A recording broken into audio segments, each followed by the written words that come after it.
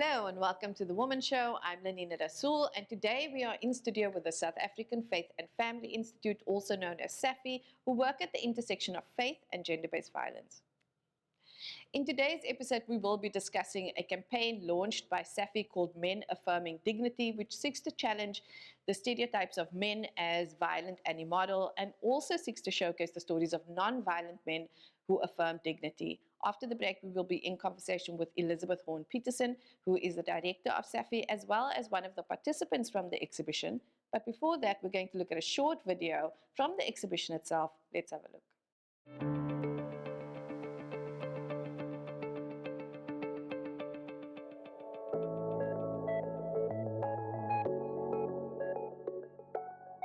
The Men Affirming Dignity exhibition is an initiative by the South African Faith and Family Institute that was established to specifically look at how do we draw on faith and culture as resources in addressing men's violence against women. And so the Men Affirming Dignity short, MAD, the whole notion of the MAD initiative is to talk back at this narrative that seems to profile African and Black men essentially either as heroes like Nelson Mandela, or they are essentially violent and abusive. So the MAD initiative in itself then seeks to begin to amplify the humanity of African men who affirm dignity in spite of histories of dislocation, histories of apartheid, oppression, and colonization. And so while the MAD initiative, this particular exhibition focuses on colored African men that live on the Cape Flats, it is really the beginning of a process or of a series of exhibitions where we want to go into various communities on the African continent, in South Africa, but also on the continent and anywhere in the world, and to begin to really put a spotlight on to the humanity of African men who affirm dignity.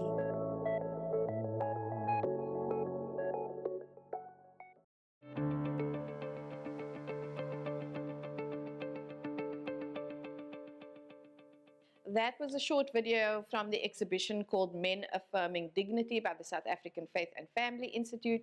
We are going to take a short break, but we'll be back with more after this.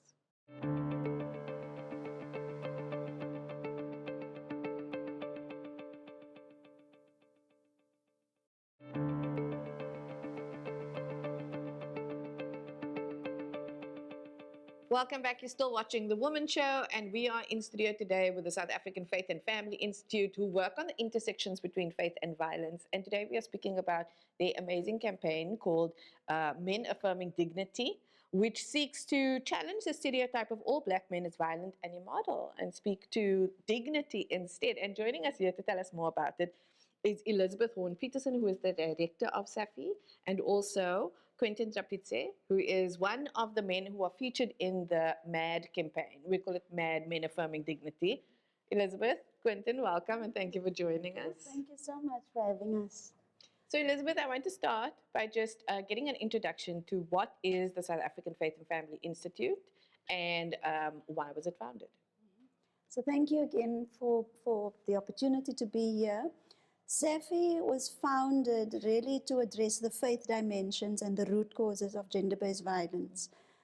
As you know, that in South Africa, the large majority of the population affiliates to religion or faith. So faith is really very much who we are. And when we look at gender-based violence, SAFFI is particularly interested in what is the theology, the beliefs that informs how we interact with each other in intimate relationships. And we know that even in the history of our country, colonialism, apartheid, faith was used, to strengthen this notion of oppression, really. And faith was also used to liberate people. And so SAFFI really seeks to open up that particular part of the conversation to say that, we don't we don't just, we, when gender-based violence happen in our context in South Africa, it doesn't just happen in a vacuum. You know, there's a history, and when systems of beliefs that fuels oppression and violence, when they use God and faith and scripture and teachings to cement, you know, what they are propagating, like what happened with apartheid, as we all know, then faith needs to be interrogated. But also we have seen how faith, you know, has also been used to liberate people. You know, that is our lived experience. And so I guess the same when it comes to gender-based violence. Being in this field for many years, I know that there's often been resistance initially, you know, to talk about faith, to talk about men. But SAFFI also believes that if we are talking about, you know, how is it possible that we do not go to the root of the problem, you know, if we want to see the problem end.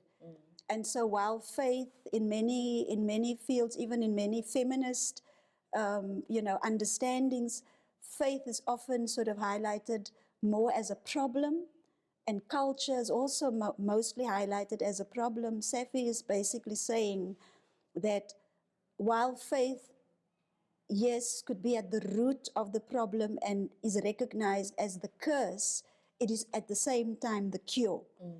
And so when we, in our context, start to speak about faith and culture, and we keep on starting to talk about faith and culture as harmful, and you know, we are silencing masses and masses of women for whom faith is, you know, they live a deep sense of faith, and culture is important. So SAFFI really is saying that there's a different conversation, part of the conversation that we must have. And for us, it is starting the conversation by speaking about faith and culture as resources. And then when you engage, you know, whoever, whether it's Muslims, Xhosa, whichever, you know, cultural group or faith group you are from, when you begin to recognize, when you start the conversation talking about how faith is literally a liberating resource, you know, we are ourselves then able to begin to see, but what are the problem areas within our own faith, within our own culture? And so I guess that is what SAFFI is bringing, you know, into the gender-based violence conversation. And when it comes to men, the role of men, as we also know from the gender-based violence field, for the longest time, there's just been one particular narrative that persists. And yes, that is through the media also propagated, and it's out there. And we believe that there's another narrative that is not spoken, and that is of men, African men who affirm dignity as a natural way of being, you know, and that for us as SAFFI is not just about stories, it's not just about a narrative, it's actually about our history, African history, that is muted out, you know, and it's like there's lots of African indigenous resources and just who we are as African people that is just not part of the mainstream capturing of history and so forth and so on. So the Men Affirming Dignity initiative, the first intention of it is to actually begin to write up and capture histories of African men's humanity. And we want to look into what is this about the African men's humanity that affirms dignity as a natural way of being. And that needs to be written into history. And then, of course, at the same time, it speaks back to this narrative that almost generalizes black men, sorry, as predominantly violent, or they must be icons. And we know there's only a few icons, you know? So anyway, so yeah. I mean, I love that. I feel like that needs a whole episode on its own just to unpack like a whole lot of those statements. But if I can just say, like, that contradiction of faith being used to oppress and faith also being used to liberate is so very interesting. you know, and as you're speaking, I'm thinking about, um, you know, one of the narratives that is pushed when we speak about gender equality is that women are not just women, women are human. Yes. And what's coming back to me is also men are also human, you know, with this emphasis on humanity. Right. So I think like that's really, really powerful and really important. Um, Quentin, I want to come to you. So Elizabeth has mentioned a little bit about men affirming dignity, and I think I'm going to come back to um, Elizabeth, how the idea was born and how it was founded from an organizational perspective.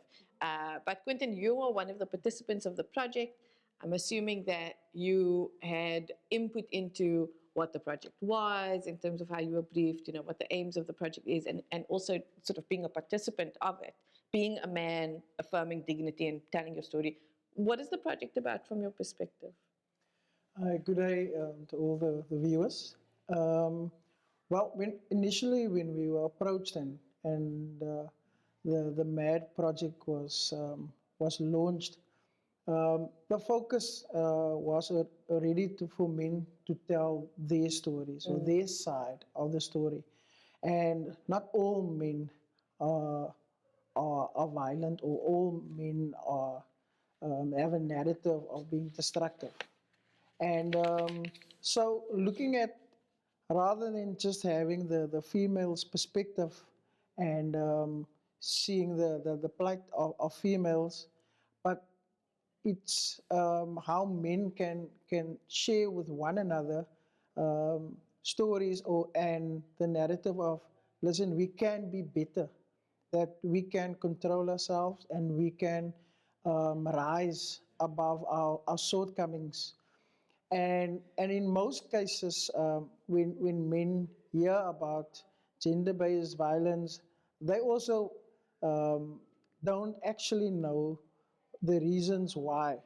And sometimes when they hear from a female perspective, they don't maybe hear the impact. But when men share with one another and say, listen, we have the same issues, but we can deal with those issues differently.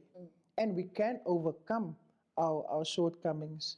And rather us settling in anger or being disruptive, let's see how can we channel that energy to create a more positive atmosphere and an environment where society, we can play a role in society that can help heal where we have hurt or hurt society in the past. I mean, that's very powerful. And we know that also, I mean, it's so contentious again and contradictory, but there was a hashtag, not all men. And it was in response to, a lot of people think that the persons or the men that used it were being defensive. But actually, it is, you know, when I was doing this research and I was reading about men affirming dignity, it's also in response to a stereotype, right? Men being stereotyped.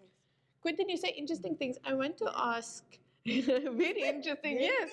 So you say interesting things about how men are perceived, and I love that you're saying there's an awareness about we can do things differently.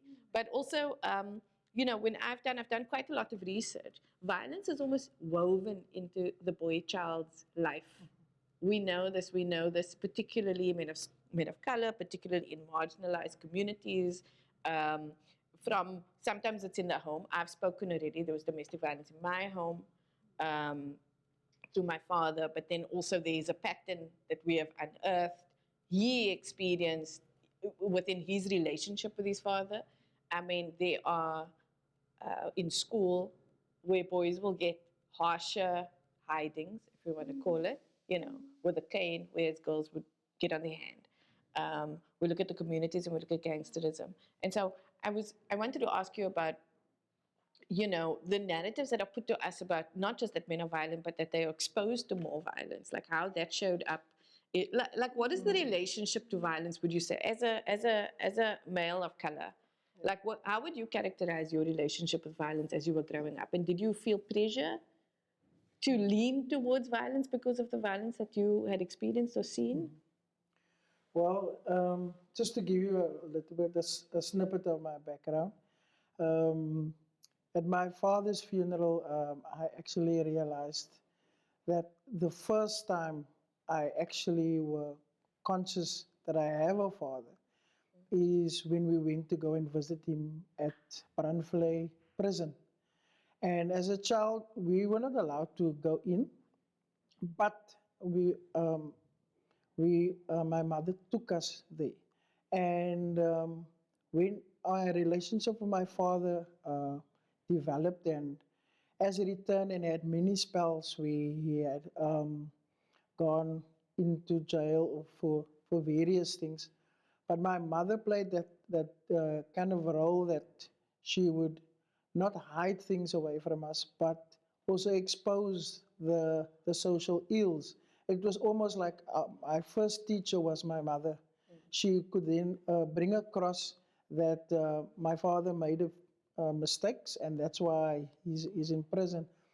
And then also realizing that that we can actually my first case study. My father became my first case study in who is this man, what made him who he is, what choices did he made. I found out even with my aunts, um, my grandfather. How was my grandfather? How was the relationship between my grandfather and my father? So that I can bridge the gap with our relationship. And ironically, my grandfather, from the research that I got, that he wasn't particularly a violent person. But for my father, growing up in District 6, being exposed in different cultures, different um, situations, that he chose maybe the more uh, violent, or the groups, main groups, where excitement was there and things that they've done that brought excitement, but then eventually it evolved into criminal activity. And then my father leaving young his home because of the rules and the regulations at home. Then myself growing up in Menenberg as has also taught me, instead of me following the stereotype, or being part of statistics, but my surroundings, my environment, my home circumstances, then awoken something inside of me and asked, isn't there something more to this, and more to life? And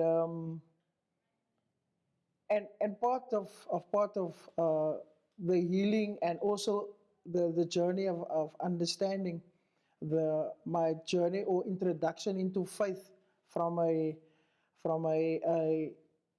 child being introduced as a child into a faith background, and introduced that there are more morals and values, although I don't see this in my current home situation.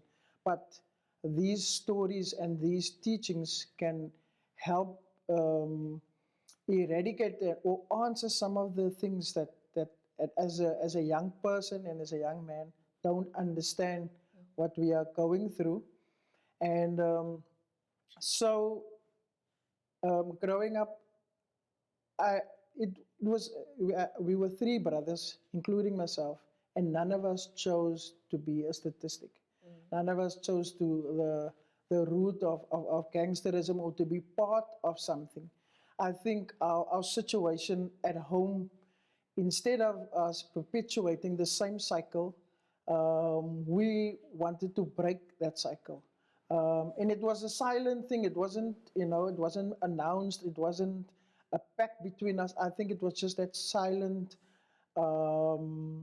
pact that we made with our mother, without her even knowing, that we want to be better than our father or our predecessors, and experiencing domestic violence, experiencing gang violence all around you.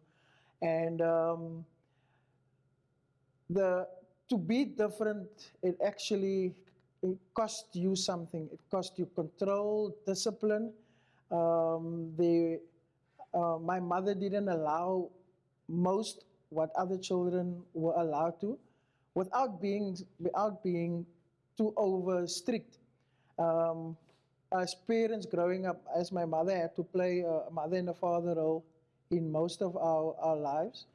Um, so whatever was taught in-house, that was used as our guide to make better choices.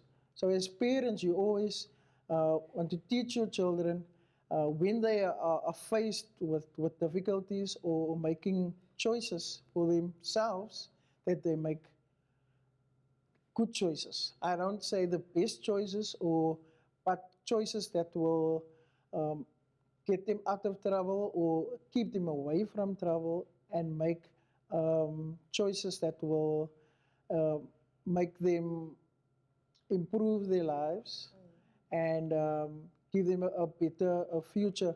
But it's trial and error. I don't think there's any recipe of it. But Yeah. No straight line towards no, that. no. I want to say, Quentin, first of all, thank you for sharing that very personal and very vulnerable story. I think that just um, your awareness, because what I can hear is an awareness at a very young age, and it's interesting for me. Like I can imagine that there must have been like stigma and shame and so forth attached to having a father who is incarcerated, and yet what I'm thinking is that direct exposure to it, because we know in the communities there are people who are in prison and they come back and they sort of talk about their experiences when they were there, and they can talk about it in a good way or a bad way, but often it's not a deterrent. It doesn't deter the other. In these communities, sometimes the threat of prison doesn't deter them from becoming gangsters, and yet I think sometimes things happen that bring us up close against something that just really uh, helps us to choose a different path. I'm not trying to like dictate it, but it's sort of what I'm hearing. So thank you. That was wonderful. We need to take a short break, but we will be back with more after this.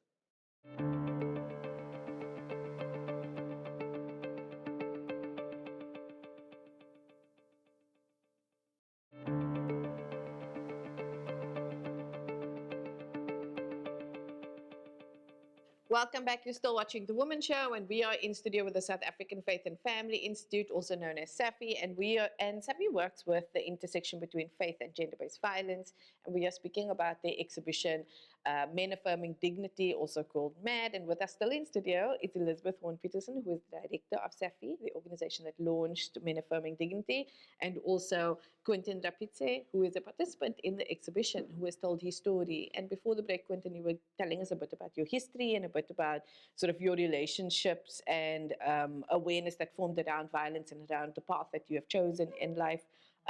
Elizabeth, I did say we were going to come to you and we were going to speak about the origin of Men Affirming Dignity. And I just want to I've got the brochure here, but I just want to pull something from the brochure in terms of the description of this campaign. So, Men Affirming Dignity was launched in 2021, and the campaign's description states, what does it take for an African man to live his humanity in a way that affirms life and respects the dignity of others, especially women? The men in the exhibition upend the dominant profiling of black men as essentially violent and immoral.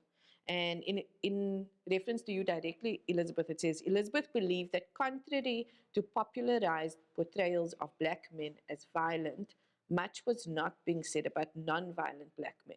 So tell us about the origin of the campaign, and maybe speak to us about that statement. Thank you. It started for me growing up, in my own home.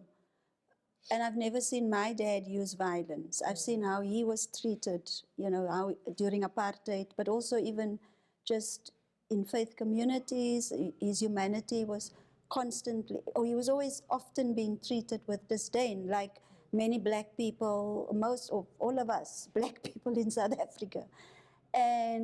But what fascinated me was about how he carried himself throughout.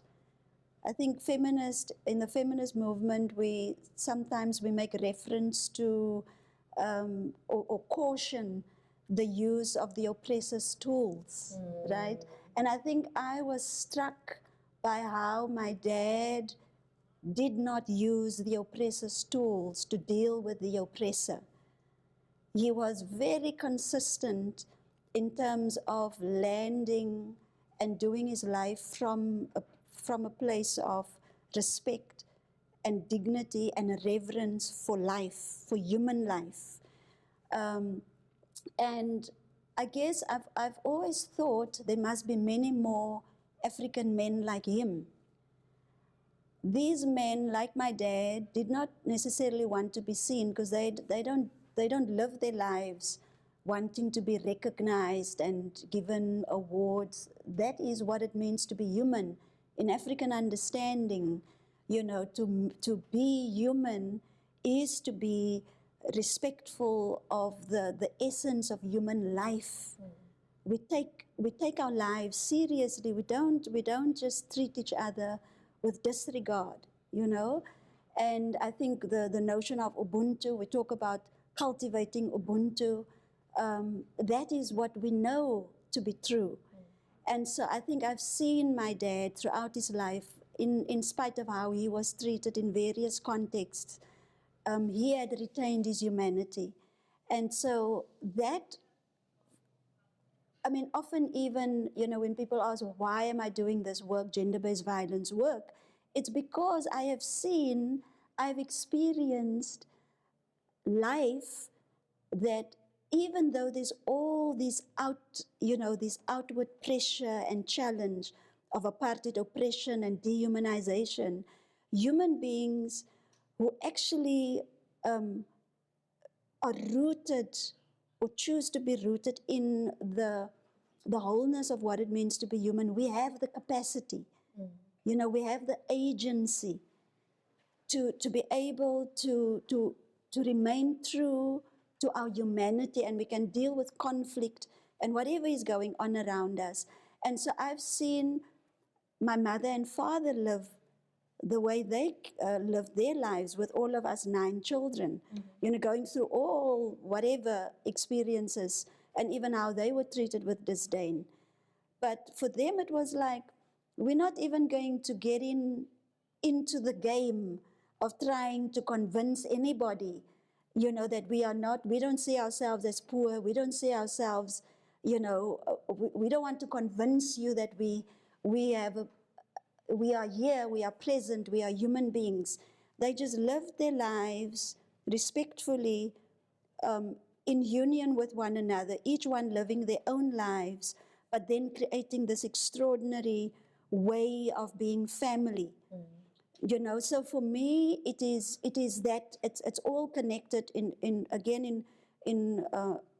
the feminist movement, we talk about the personal is political. Yes. Yeah. And so it's very much the personal is political in this instance as well, because I think my concern has always been that there seems to be almost a thrust narrative, an agenda and a program, for Black people, that when we speak about our families, our fathers, the men in our lives, we should only, it's almost like the stories that only speaks about dysfunction. Those are the stories that are amplified, and the stories that actually doesn't fit that particular agenda or program gets dismissed. And so I think the whole notion then with the MAD initiative is to talk back at that narrative, to say, hold on, yes, we don't romanticize men, we don't romanticize being African, but actually there's a whole lot of resources. Men are resources. If they are part of the problem, they are the ones. Nothing is going to change unless men stop and say, this will end, right? Women have been speaking about this forever. And so I think my dad, for me, is one of those examples. He died in 2022 at 84 years old. Throughout his life, even after my mother died, and he remarried. He was the same human being. He treated the wife, the new wife, there was no difference. And just like we say, violence, men who abuse, the violence travels with them. I have witnessed the humanity. If you are a man that are steeped in your respectful humanity for yourself and for others, that travels. And I think that's what I saw when I started to look around and think, but who are the men like my dad who are affirming dignity as a natural way of being? And I started to look at the men in different contexts in my own life, whether it was work. I started to see, but hold on, there are so many men who actually affirm dignity as a natural way of being. They're not looking for approval. They're not looking to be given awards. In fact, what I believe that's the biggest insult to the humanity of African people, to constantly, and especially African men, to constantly give them awards for being good fathers. What is that? We've never seen a white man being given an award for being a good father. And often I see, I have big beef often with the awards being given, even in the feminist spaces, instead of funding. Precisely. Right? So I think there's an important narrative that must be amplified. Yes. Which I believe actually there's a lot more men who affirm dignity. And I think that's so powerful, because I also think it's like one of my favorite quotes is from an educator. And it was, it's in relation to children, but it's, you can't be what you can't see. Right. And so, it's been repeated a lot now as we see people of color breaking into predominantly white spaces, like the Williams sisters in tennis and Simone Biles and so forth. And it's showing the possibility of it. And if we're only seeing in movies and everywhere black men as violent, there is a gap there, right? We're not showing people that are different ways possible. Thank you for that story, and especially the story about your father. I want to ask something. Quentin, you said earlier, it comes at a cost, right? Being different, choosing a different path comes at a cost. And often, I think, as I'm listening to you, Elizabeth, describe like your father's way of life, it's often, and I'm going to bring in a popular reference now. There was that film that won an Oscar, Everything, Everywhere, All at Once. I don't know if you guys have seen it, but it's all about the multiverse and the different lives that this one woman could lead across different universes. But there is, and I'm going to do a spoiler, audience, at the end of it, there is a male, and his superpower is kindness. However, this is only revealed at the end. Prior to the end, the perception is that he is a pushover, that he is very, soft and illegitimate and doesn't take things, it's not, his perspective is not important because he doesn't push it in a particularly aggressive way. But the ultimate, you wouldn't think that it would be, but the ultimate message is about love and kindness and the power of love and kindness. And I just want to ask, I think for Elizabeth, was your father perceived that way sometimes, as like a pushover, as like soft, like people would say? Even if I think about the community I come from, there was so much legitimacy and influence attached to being more aggressive, even violent. It's protective, it's, so forth. And also, Quentin, when you speak about choosing a different path, we know that there's backlash when you do not join the gangs, when you do not choose a path of violence. You are perceived differently. So I just wanted to, I think, just ask a broad question. We don't have a lot of time left about that cost. What does it cost to choose love, kindness, to choose a different way? I think my dad is also in the exhibition because that was really important. He's the catalyst for the Men Affirming Dignity initiative. And so when we interview him for the exhibition, he speaks about his choice was silence. So because remember it was the apartheid system. He speaks about the impact of that on his humanity, but then also in other spaces. But for him, he recoiled into silence. and humility. So he had this posture that, that seemed, quite, like you say, soft maybe, but actually quite a strong strength. He never hit us. He never used violence, even in terms of discipline. But the way that he would hold space is like, you would want to fix whatever you have done wrong, and so this extraordinary power of a loving authority, because there's something about love and the power of love and care, that when the authority of care steps into chaos or disorder, or where there's no discipline, it just does something else. So it's far more, I think it's far more, it reaches far more. I speak about my dad and my mother, but since we speak about the MAD initiative, I speak about my dad has left us an inheritance, not a physical inheritance, but it is the inheritance that he left inside of us that is timeless, and that there's no, it's priceless, because we can carry ourselves into the world in a way that doesn't, each one of us can decide what we do with our lives, but if we look at the inheritance that we were left with from both our parents, African parents, then it is an inheritance that speaks about respecting the humanity of yourself. You must love yourself, learn to love yourself, and then in that way, learn to love others and be respectful of others. So yeah, thanks. What is the cost? Well, being different.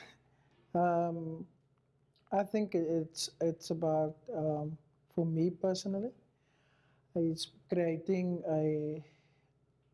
a future for you, for yourself.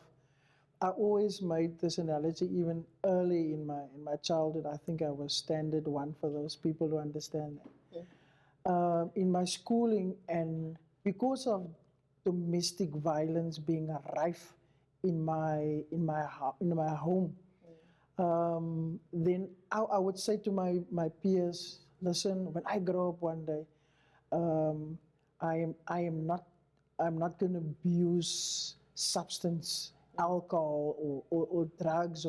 I saw those as the ills of society. And I also, I like I said, my father was my case study. I saw how he was so vulnerable and how he was so kind. He would share stories, how so much richness was inside of him when he was not intoxicated. For me, when he was intoxicated, this is the person I don't identify. And it's also the person I don't want to be like. And then I advised my peers, listen, when we grow up, we're not gonna drink alcohol and so forth. That's how I understood it. And that's the ideology I carried with me even up until today, and that is what I want to teach my child. Not so much in terms of the substance, but the abusiveness of and the destruction that it brings. And in myself, I wanted. Although I didn't particularly see myself of being different, I saw myself as making better choices, because I understand that I had difficult circumstances. I had violence all over me or all around me. I choose not to be the same or follow suit. So I did everything in my ignorance, not to follow, but to carve a new stream or other stream for me than my immediate environment. So, I got involved into sports early, um, and equipped myself with positive role models. So whatever I lacked, or whatever my parental or my father's lack of a role model was, then I would look at, there was a particular gentleman opposite that, he was Mr. May. They had the first color TV in the road. He had the first motor car. And instead of me looking down the road to my father's friends who had also had businesses, who also had Sabines, and even myself growing up in Sabine, and I also I can see the toxicness of substance abuse, demoralizing, making even adults, um, because you're the owner of the Sabine son, would idolize you, or would you, or be a subservient of you, which as a child, I didn't particularly like it, because I was taught to respect elders. I was taught to respect those who are older than me, and then that opened my eyes to go and view for better role models. As I said, of Mr. May, had his own business. I remember him making what's it, seat covers, wool seat covers. Seeing how his products would polish cars and make it beautiful, and those role models made me want. I want to be like that, a family man who had his children not fear him, but love him, respect him, and my introduction into church, looking at the ministers and older men, not having a relationship with my grandfather because I was too young, seeing those type of role models wanted Sorry to me. break your word, Quentin, but we're just running out of time. We need to take another short break, but we'll be back with more after this.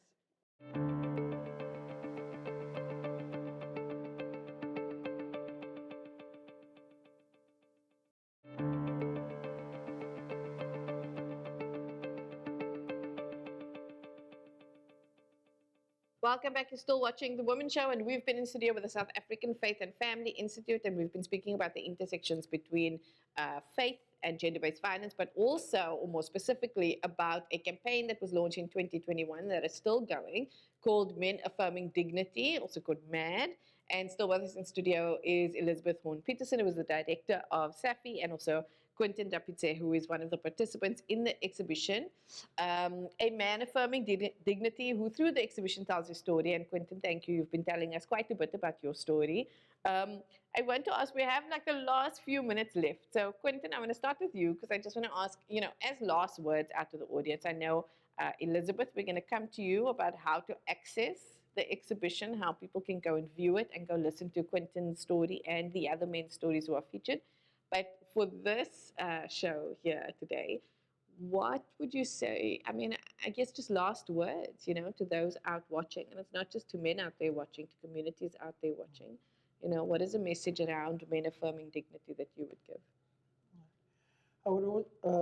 I would advise men out there to look at their past, in all spheres of their past, and see how they can path a better way for the generations to come. Thank you.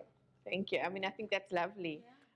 We didn't even touch on men and shame and so forth, but I have to say, just a thought in my head now is, often when we come from families where there's domestic violence, and you mentioned Shabine and you mentioned those things, we internalize a lot of that. And for me, like, I internalized a lot of the shame even for the other people about those things that are happening.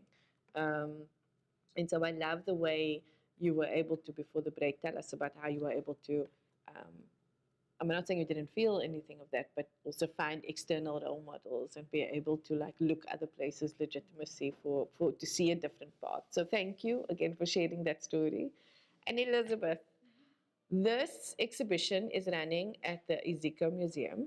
People, I want to ask, how can people go and visit, see it, hear the stories, engage with the exhibition? And also just a little bit about 2024 now in October, there is an Indaba that you were running. So just tell us a little bit about that. Yeah, thank you. So yes, the exhibition is still in the Slave Lodge of the Ezekiel Museum. So it's on the corner of Wales Street and Adderley Street. So you can take your families.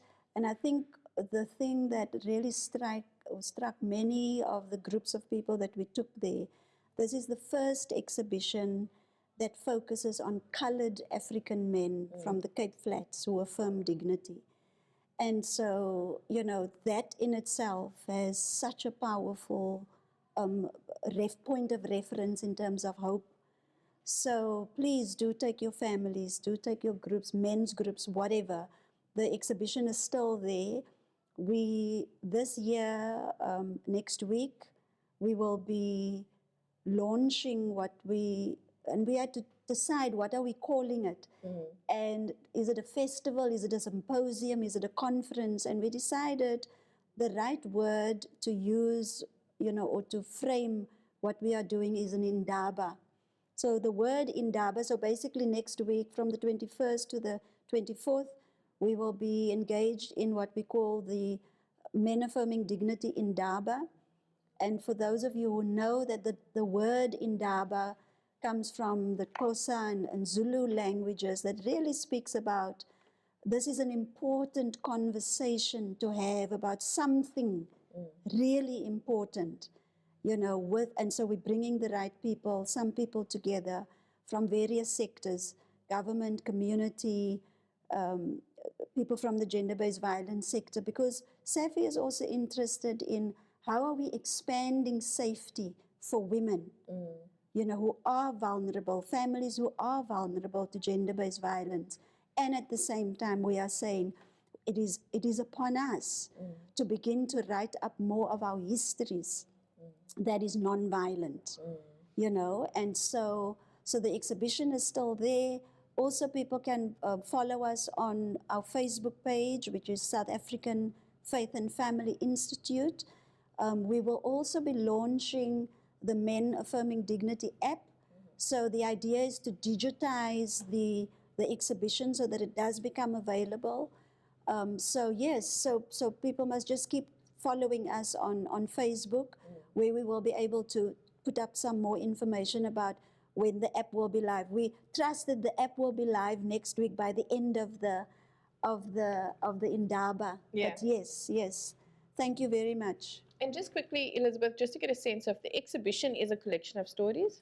Yes, so in the exhibition you will find stories of about 14 men, colored African men on the Cape Flats, and so they will be they share about their particular journeys of just and it's different age groups as well, you know. So you know there's older men and there's young men, so there's a whole range, and so you get a wide spread of men, you know, from different age groups talking about how they have navigated their own humanity. And I wanted just, if I may, lastly from my side, just to say, the thing about when we do not have those healthy, say if our families are really struggling, you know, and there's violence or there's other things, I think it is important to remember that in African understanding, our lives, we really fully experience our humanity in the context of village, right? And so we shouldn't be ashamed, you know, that if I don't find a certain resource within my own immediate family, that I find that resource within the village, because it takes a village to raise a child. You know, some of us are maybe one person in the family, only one child. We are dependent on the village, you know, so there's no shame in finding love and care, you know, both within our own context, in our own families, but we are part of a big family, which is the African village, really. I love that. Yeah. And I love the fact that the stories have been recorded and that they are showing at the exhibition, because I'm also a big believer of sometimes it's difficult to see in particular communities, in a particular street, if you're quite young, to find role models. We know one of the larger narratives around youth in South Africa is that there are no role models, or when people achieve a certain amount or earn a certain amount, they move out. They move out of those areas, and so just having the exhibition there and being able to access those stories is also finding role models through books and so forth. And that's how I sort of found my my spaces. And so, Elizabeth and Quentin, thank you so much for being here today and for sharing with us. Thank you very much for having us. And then you can find out more about SAFFI at their website as well, which is www.saffi.org.za, and that's SAFFI. It is up on the screen now. And that's all we have for today. Thank you so much for joining us. I'm Lenina Rasool. Goodbye.